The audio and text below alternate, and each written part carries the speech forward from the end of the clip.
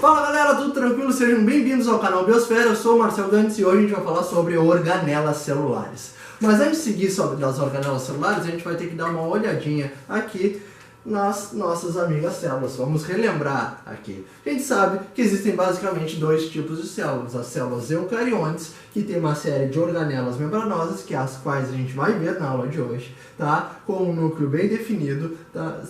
Protegido por uma camada chamada de carioteca. E nós temos também as células procariontes, que seu material genético está disperso no citoplasma e só tem uma única organela não membranosa, que é o ribossomo, responsável pela síntese de proteínas, e a gente vai olhar elas com mais detalhes agora. Então essa é a diferença básica entre as células procariontes e as células eucariontes. Células procariontes, extremamente simples, uma única organela não membranosa, que é o nosso amigo ribossomo, tá? São mais antigas. As células eucariontes são células muito mais novas na história do planeta, possuem uma série de organelas com membranas, também possui o ribossomo, mas possui o seu material genético protegido no núcleo por uma membrana chamada de carioteca, ok? Dentro das células eucariontes, aqui está errado, ignorem aqui, porque nós temos ainda a célula animal, tá? Que é a célula do nosso corpo, a nossa célula e a célula vegetal. Aqui está escrito vegetal, vocês estão vendo errado, vou até apagar aqui, ó. A célula vegetal, tá? A célula vegetal se diferencia da célula animal por ela ter um vacúolo, essa estrutura aqui, ó, muito maior, onde ela guarda sais minerais, guarda líquidos. Isso aqui ajuda no controle osmótico da célula. Ela possui também uma parede celular, normalmente celulose, tá? Então essa aqui é uma estrutura bastante grande. O papel que a gente escreve graças a essa parede celular presente nas células vegetais.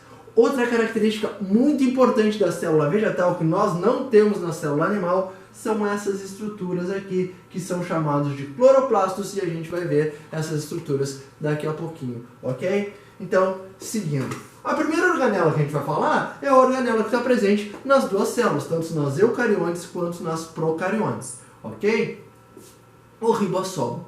O ribossomo, ele é feito de RNA ribossômico.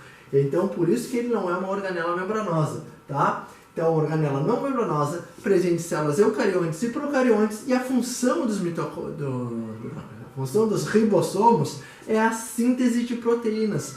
Os ribossomos, eles são ligados ao núcleo lá na função de produzir proteína. O núcleo manda informação através do RNA mensageiro. O RNA mensageiro vai levar essa informação até o núcleo, que vai traduzir essa informação em proteína. A gente teve uma aula só disso, só de proteínas lá, formação das proteínas e tudo mais. Então, ribossomo, função, síntese de proteínas. Ainda seguindo com os ribossomos, nós temos o retículo endoplasmático. O retículo endoplasmático ele é dividido em dois tipos. Nós temos o retículo endoplasmático rugoso, ou retículo endoplasmático granular, e temos também o retículo endoplasmático liso. O retículo endoplasmático rugoso, que também é chamado de RE ou de REG, que se for retículo endoplasmático granular, todos esses nomes para a mesma estrutura, ele tem associado a sua membrana, olha só, um monte de pontinhos, por isso esse nome de granuloso, ele tem associado a sua membrana vários ribossomos. Como ele está associado a ribossomos, a função dele, logicamente, é produzir proteínas. Normalmente são proteínas que são excretadas, são mandadas para fora da célula, como por exemplo o leite materno, produzido aqui, tá? Ele também pode receber o nome de ergastoplasma, ok? Então, tem ribossomos ali dentro da sua membrana, por isso esse aspecto granular, e eles também servem como uma rede de distribuição de nutrientes e de substâncias dentro da célula.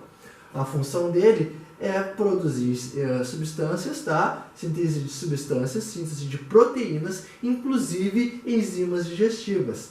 As enzimas digestivas de dentro das células produzidas pelo ribossomo vão ser alocadas numa outra organela chamada de lisossomo, que a gente vai ver daqui a pouquinho. Então, o mais importante de tudo isso que eu falei até agora, retículo endoplasmático rugoso, distribuição de substâncias no interior da célula e síntese de proteínas, produção de proteínas, ok? Mas também temos retículo endoplasmático liso, o REL, tá? Retículo endoplasmático liso. Ele é uma continuação do retículo endoplasmático granular, retículo endoplasmático rugoso.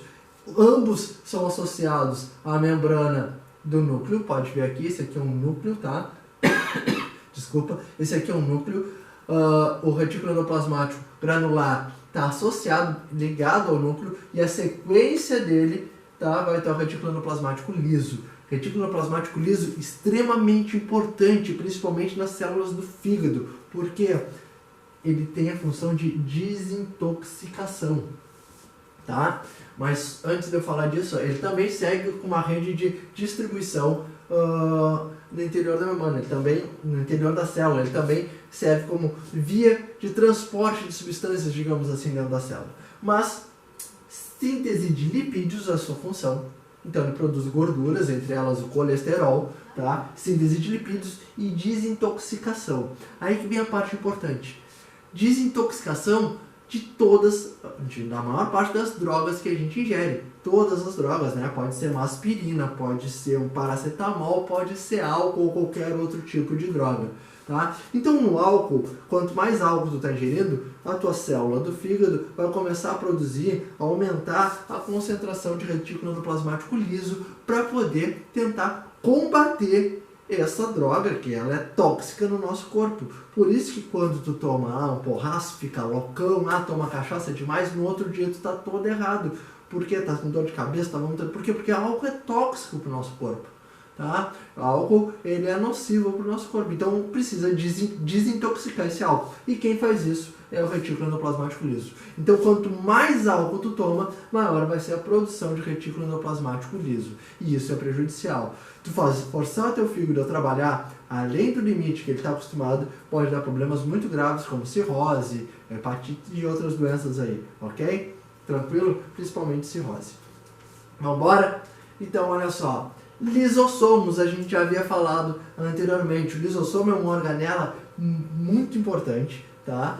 Ele tem várias funções no organismo, mas todas essas funções a gente pode resumir como digestão celular.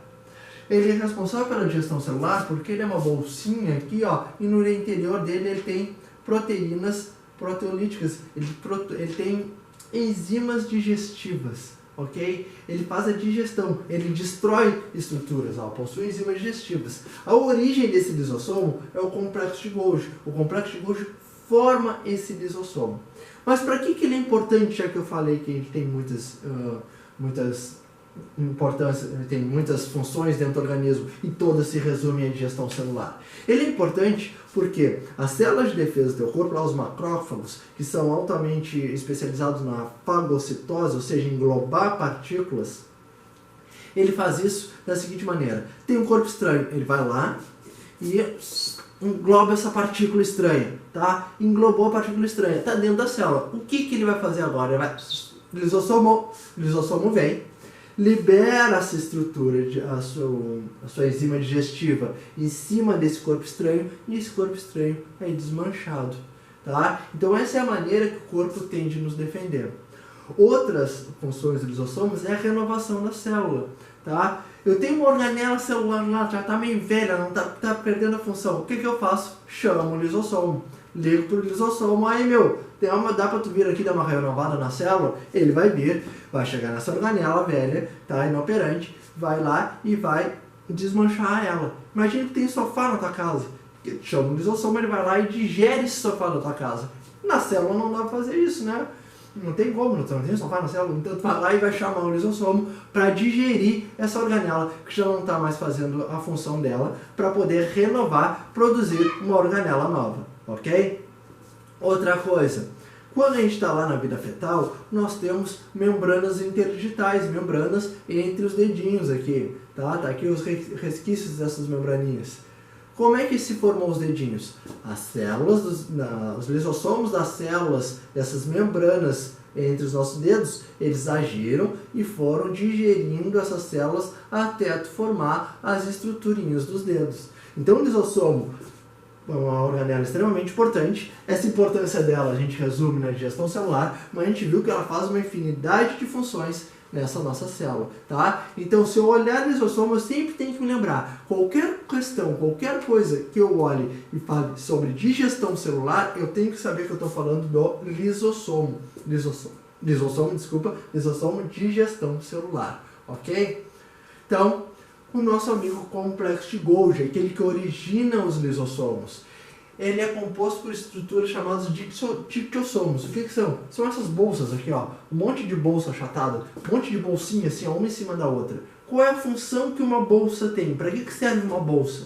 Para guardar coisas, guardar estruturas, né? Então eu vou armazenar as coisas ali dentro. Exatamente isso que o complexo de Golgi faz. Ele serve de armazenamento. Ele guarda as substâncias produzidas pelas células, produzidas lá ele guarda as estruturas produzidas lá nos ribossomos, ele armazena. Então ele faz o quê? Ele faz o papel de armazenamento, transformação e exportação. Ele manda para fora. Então ele recebe, guarda, transforma e libera essas substâncias, tá? É quase como uma agência dos correios, tá? Então chegou a tua encomenda, ele armazena essa tua encomenda, fica enrolando lá dentro com a tua encomenda para depois mandar ela embora da destino, mandar lá para casa, tá? E ele forma os lisossomos e o acrosoma. Isso aqui, graças a ele, a gente nasceu. Por quê? Porque o acrossomo é essa estrutura amarelinha aqui. Então, a cabecinha do espermatozoide, nós temos o núcleo da célula, temos as mitocôndrias, uma coisa importante quando a gente for falar de mitocôndrias, lembra aqui, ó, tá vendo aqui? Isso aqui chama-se de peça intermediária. As mitocôndrias estão aqui, tá? Então nós temos a cabeça do espermatozoide e aqui nós temos o acrossomo. Aqui nós temos um ácido que é chamado de ácido hialurônico. Quando o espermatozoide chega no óvulo, ele fica batendo a cabeça para arrebentar esse acrossoma, liberar esse ácido hialurônico para poder entrar no óvulo. O primeiro que conseguir entrar lá vai fecundar esse óvulo. Então, graças ao complexo de Golgi, a formação do acrossoma que faz com que o espermatozoide consiga entrar no óvulo, ok? Então, só recapitulando, lembre-se aqui, ó, as mitocôndrias ficam na peça intermediária, show? E por falar nas mitocôndrias que ficam na peça intermediária, que a gente falou aqui no desenho anterior, ó, aqui, tá aqui as nossas amigas mitocôndrias. Por que aquela partezinha que eu falei é importante? Porque todas as nossas mitocôndrias são de origem materna. Há estudos que dizem que a gente pode ter algumas mitocôndrias do pai, mas a maior parte, como regra geral, fica. As mitocôndrias são de origem materna, ou seja, vem da nossa mãe, que veio da mãe dela, que veio da mãe dela, que veio da mãe dela, que veio da mãe dela, que veio da mãe dela, que veio da mãe dela, tá? E assim vai indo. Todas as mitocôndrias vieram das mães, vieram das mulheres. Por que isso? Justamente porque na hora da fecundação é só a estrutura da cabeça aqui que entra. Todo o resto fica para fora. Só que ó, o núcleo, na realidade, nem entra. A membrana que forma aqui a cabeça se funde a membrana do óvulo e libera o núcleo para dentro do óvulo, tá? E aí, o do ovócito 2 no caso, tá? Então libera lá e vai haver a fecundação. Como tudo isso aqui fica de fora, e aqui estão as mitocôndrias paternas, as mitocôndrias presentes no óvulo é que vão dar origem a todas as nossas mitocôndrias. Por quê? Porque as mitocôndrias só se originam de mitocôndrias pré-existentes. Então, todas as mitocôndrias do teu corpo, elas se originam de mitocôndrias que já existiam, tá? Então, uma vai dando origem às outras. Por quê? Porque elas têm DNA próprio, tá? E isso se dá porque acredita-se que há milhões de anos atrás, na realidade alguns bilhões até de anos atrás pode ser dito, que as mitocôndrias eram bactérias que entraram na célula e ajudaram essa célula a produzir grande quantidade de energia, tá? Através da respiração celular. Essa grande quantidade de energia fez com que essas células se tornassem mais especializadas, melhores na competição, com mais energia, e aí elas ficaram numa relação de endossimbiose. Eu te protejo, te dou comida, tu me dá energia. E a gente fica aqui e temos a mitocôndria até hoje. Há muitas questões de provas, tá? O Enem, por exemplo, é um campeão de mitocôndria. essa organela aparece muito, ela é muito importante porque ela aparece muito nisso. Justamente porque ela, além dela fazer a respiração celular, todo o processo de respiração celular, ela, e ser a fonte de energia, ela é de origem materna e assim eu consigo encontrar, identificar corpos em acidentes. Então, teve lá um desaparecido, encontraram uma alçada. O que eles vão fazer? Eles vão pegar lá, se não tiver a mãe, óbvio, vão tentar procurar no pai. Mas se eu tiver a mãe para poder comparar, é muito mais fácil, porque o DNA da mitocôndria, o DNA da minha mitocôndria é exatamente igual ao DNA da mitocôndria da minha mãe, tá? Então, a minha irmã, tá? Eu e a minha irmã, nós temos exatamente o mesmo DNA mitocondrial, ok? Porque é exatamente igualzinho aqui, porque a mitocôndria veio da mamãe, tranquilo? Então, mitocôndria, origem materna, se originam de mitocôndrias pré-existentes e são fonte de energia porque fazem a respiração celular, tranquilo? Vamos para a próxima. Agora, os plastos. Os plastos, eles são um conjunto de organelas, ok? Desse conjunto de organelas, a gente vai destacar alguns, como, por exemplo, os cromoplastos, cromo de cor. Então, a cenoura, ela é coloridinha porque ela tem um cromoplasto, tá? O tomate, ele é coloridinho porque ele tem outro cromoplasto. E a folha da árvore, ela é coloridinha porque ela tem o cloroplasto. E dos cromoplastos é o mais conhecido, o cloroplasto. Por quê? Porque ele faz uma função extremamente importante, que é a fotossíntese. Graças a essa organelinha celular, nós estamos vivos por dois motivos. Ela vai e libera o oxigênio presente na água. Então, no processo de fotossíntese, ela libera oxigênio para o ambiente, que é o que a gente respira. Outra coisa extremamente importante que essa organelinha faz aqui é captar energia solar e produzir alimento. Toda a comida que a gente come, ela veio direto ou indiretamente do sol. A energia dessa comida ela vem do sol e quem captura essa energia é o cloroplasto, graças à presença da clorofila. Tá? Então o cloroplasto possui clorofila, cuja função é absorver a luz solar para a realização da fotossíntese. Então o cloroplasto dos plastos é o mais importante de todos, tá? Justamente porque ele nos mantém vivos, ok? Mas temos também os leucoplastos, que são plastos brancos, são plastos que não têm cor, tá? Mas eles servem para armazenamento de substâncias. Olha só, amiloplasto armazena amido, o eleoplasto armazena óleo, proteoplasto armazena proteínas. Então, dependendo do plasto, ele vai armazenar uma estrutura diferente, ok? Espero ter entendido essa parte. Peroxissoma, se eu te machucasse e colocasse água oxigenada no machucado, se tu fez isso, tu viu que borbulhou lá, né? Um monte de bolinhas. Mas por que borbulha oxigenada? A água oxigenada, ela borbulha primeiro porque a tua célula está dizendo, não faz isso, essa água oxigenada ela é tóxica pra gente, tá? E é verdade, tá? No nosso metabolismo, diariamente, a gente produz água oxigenada normalmente, tá? E o que vai acontecer? Essa água oxigenada, ela vai ser quebrada, ela vai ser quebrada mesmo, vai se transformar em água e oxigênio, vai liberar o oxigênio dessa água, H2O2, ela tem uma molécula de oxigênio a mais, então ela vai ser liberada porque o peroxisoma possui uma proteína chamada de catalase. A catalase, ela quebra essa molécula da água e libera o oxigênio no ambiente, ok? Ela auxilia também no processo da bainha de mielina, que é uma bainha que recobre os neurônios. Ela não age sozinha, ela tem lá companhias, tem outras estruturas, mas ela é uma das responsáveis pela formação dessa bainha de mielina. Quase acabando, pessoal. Organelas, aqui ó, tá errado aqui, então apaga aqui, isso aqui é citoesqueleto. O citoesqueleto é responsável pela movimentação celular. Tá? Ele é formado por microtúbulos, filamentos de actina e filamentos intermediários. Então esses três filamentos, eles realizam a sustentação e o movimento celular. Então aqui a nossa amebinha, ela consegue se movimentar graças à ação do citoesqueleto. As estruturas, as organelas conseguem se movimentar dentro das células graças à ação do citoesqueleto, ok? E agora, sim, a última organela, o núcleo.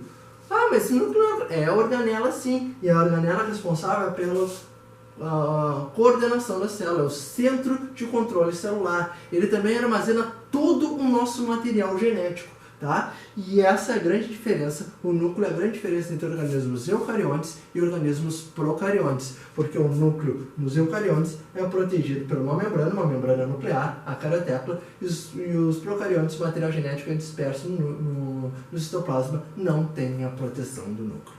Ok, pessoal? Então por hoje é só. Espero que tenham entendido, espero que tenham gostado da aula. Um beijão a todos, até a próxima.